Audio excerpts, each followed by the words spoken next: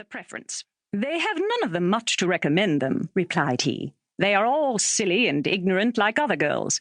But Lizzie has something more of quickness than her sisters. Mr. Bennet, how can you abuse your own children in such a way? You take delight in vexing me. You have no compassion on my poor nerves. You mistake me, my dear. I have a high respect for your nerves. They are my old friends. I have heard you mention them with consideration these 20 years at least. Ah, you do not know what I suffer. But I hope you will get over it and live to see many young men of 4,000 a year come into the neighbourhood.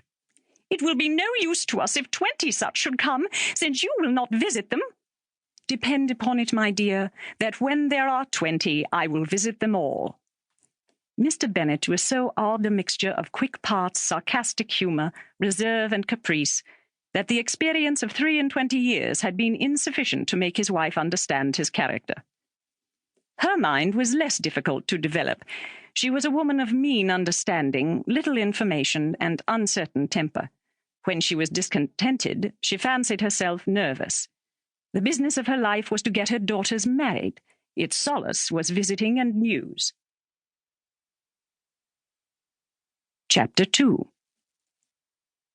Mr. Bennet was among the earliest of those who waited on Mr. Bingley. He had always intended to visit him, though to the last always assuring his wife that he should not go. Until the evening after the visit was paid, she had no knowledge of it. It was then disclosed in the following manner. Observing his second daughter employed in trimming a hat, he suddenly addressed her with, "I hope Mr. Bingley will like it, Lizzie." "We are not in a way to know what Mr. Bingley likes," said her mother resentfully, "since we are not to visit." "But you forget, mamma," said Elizabeth, "that we shall meet him at the assemblies, and that Mrs. Long has promised to introduce him." "I do not believe Mrs. Long will do any such thing. She has 2 nieces of her own. She is a selfish, hypocritical woman, and I have no opinion of her." "No more have I," said Mr. Bennet, "and I am glad to find that you do not depend on her serving you." Mrs. Bennet deigned not to make any reply, but unable to contain herself, began scolding one of her daughters. "Don't keep coughing so, Kitty, for heaven's sake. Have a little compassion on my nerves. You tear them to pieces." "Kitty has no discretion in her coughs," said her father. "She times them ill." "I do not cough for my own amusement," replied Kitty fretfully. "When is your next ball to be, Lizzie?" "Tomorrow fortnight."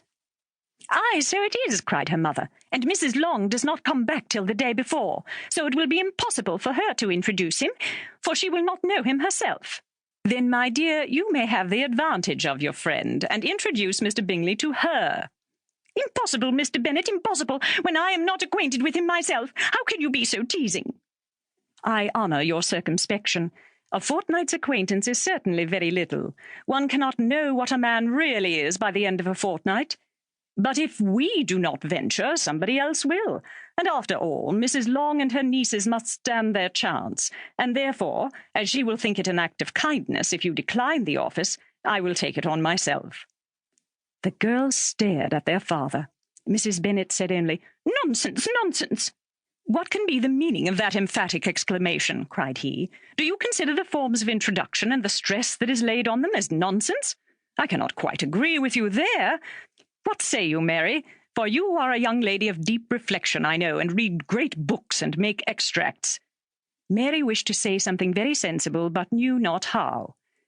"While Mary is adjusting her ideas," he continued, "let us return to Mr. Bingley." "I am sick of Mr. Bingley," cried his wife.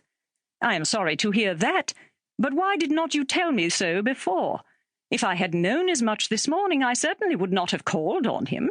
It is very unlucky. But as I have actually paid the visit, we cannot escape the acquaintance now."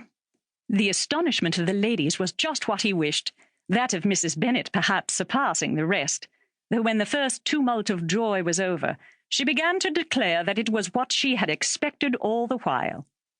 "How good it was in you, my dear Mr. Bennet! But I knew I should persuade you at last. I was sure you loved your girls too well to neglect such an acquaintance.